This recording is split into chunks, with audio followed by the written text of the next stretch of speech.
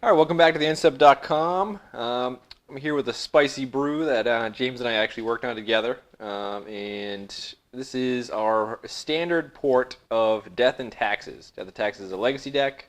I wrote about it in my article last week, so if you want to read more about it, go read that article.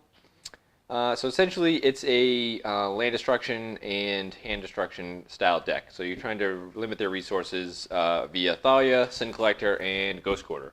As I said in the article, Ghost Quarter seems like really good right now. A lot of the most popular decks like Reanimator, Jund, and the control decks don't play any basics, and if they do, they play one type. So like Reanimator just plays forests.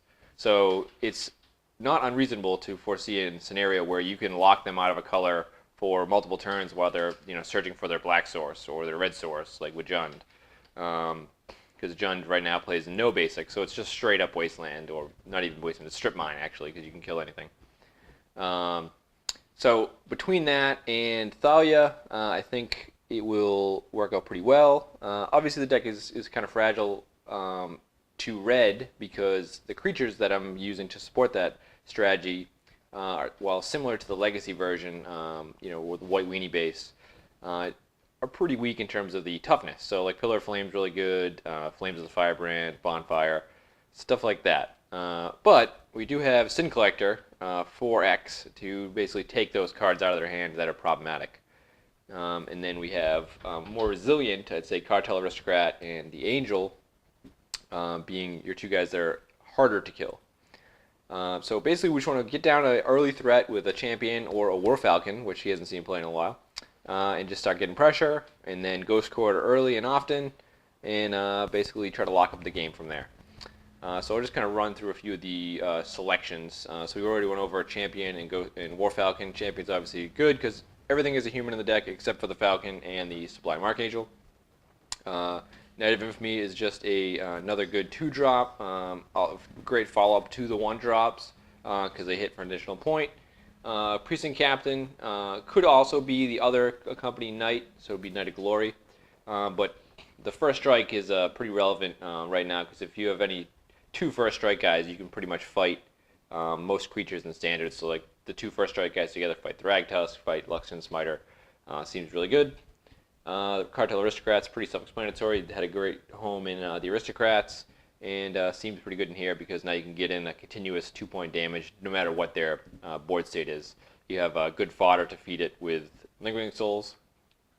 And then the removal package is 3 Oars of Charm and 3 Tragic Slips. Because you have our Aristocrat, you can turn on Tragic Slips sometimes, and then Oars of Charm is just your kind of catch-all. Granted, you pay life, but this deck, is an early deck applying pressure, so you're paying your life is usually a good resource to use.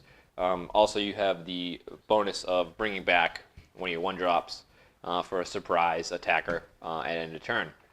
And then you can also save a guy if you really need to. Works okay with Sin Collector to like bounce and get another card if you really want that. In terms of the mana base, we're mainly white.